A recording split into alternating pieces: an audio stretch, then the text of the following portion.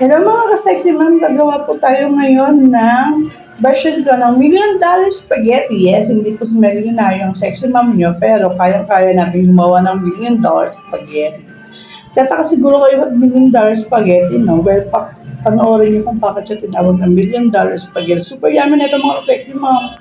Start na po tayo magluto ng ating 1.5 kilo ng pasta.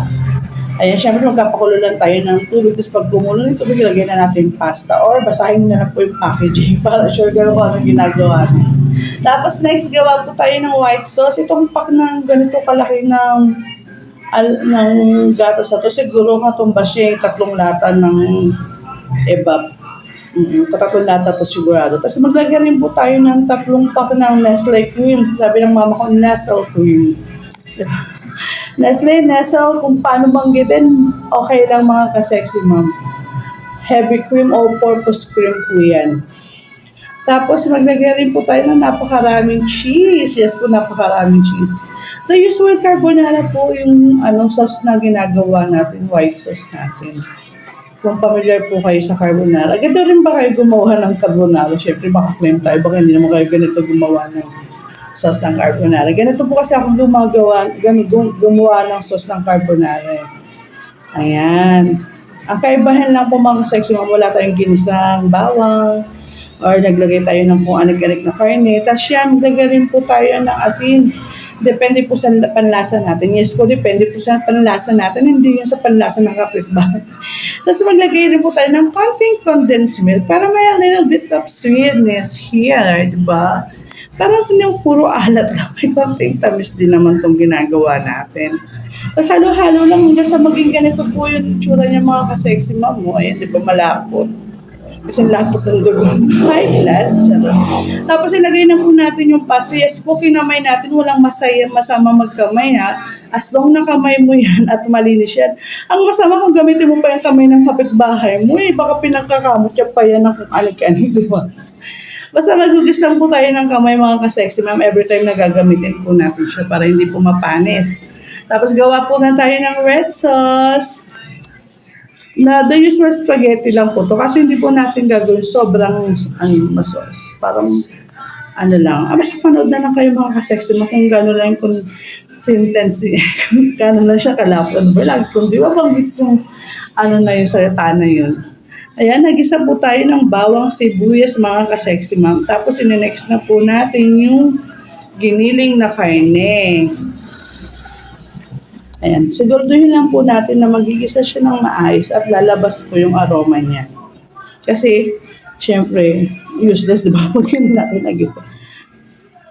Tapos, ayan po, gigisa na natin yung karne. Siguraduhin din po natin mga ka-sexy ma'am na lutong-luto po yung karne natin. Siyempre ka-sexy ma'am, hindi natin alam kung saan yan dinadalan mo pag nasa market yan. Kaya sabi mo pa supermarket yan.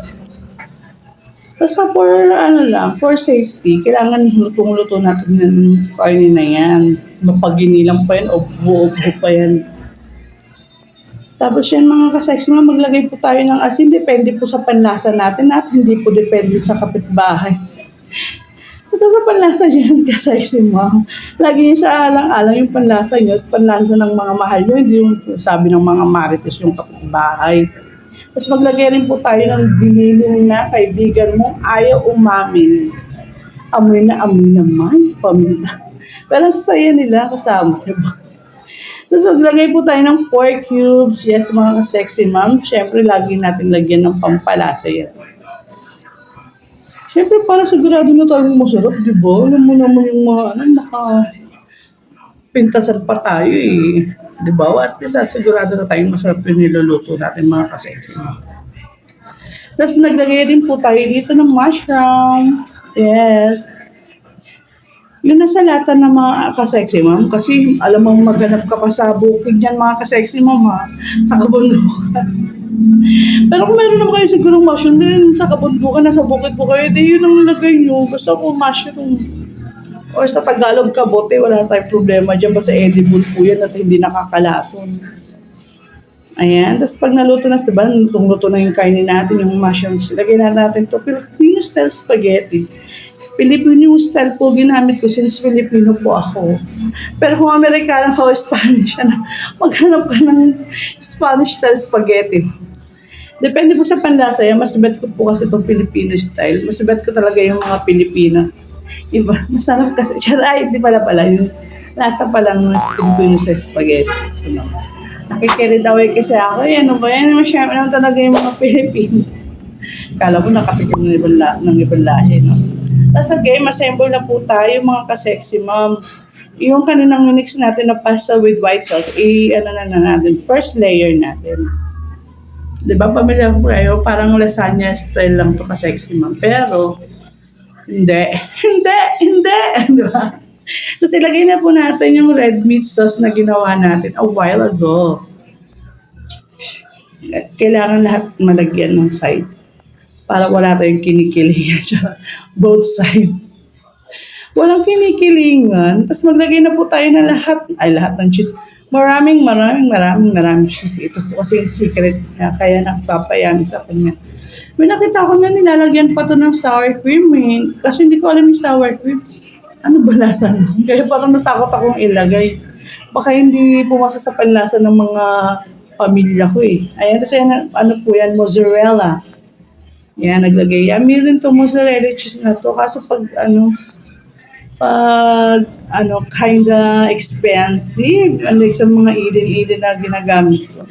Pero minsan ko lang gagamitin. So, ito rin po, cream cheese. Yes. First time ko lang po gumamit ng cream cheese. Napipilitan pa ako kasi yung nasa recipe. Tapos ayan o, hindi pala siya pwedeng i-grated kasi parang na siya, basa-basa na pala siya. Kaya pala cream kasi creamy. Charot.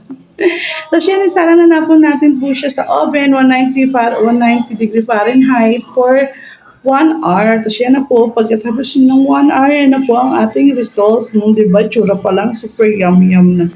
Try nyo to ka-sexy ma'am, huwag yung puro spaghetti, normal spaghetti, para may iba naman kayong may alok sa pamilya nyo. Diba ka-sexy ma'am?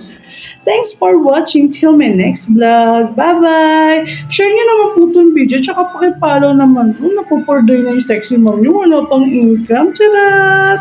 God bless!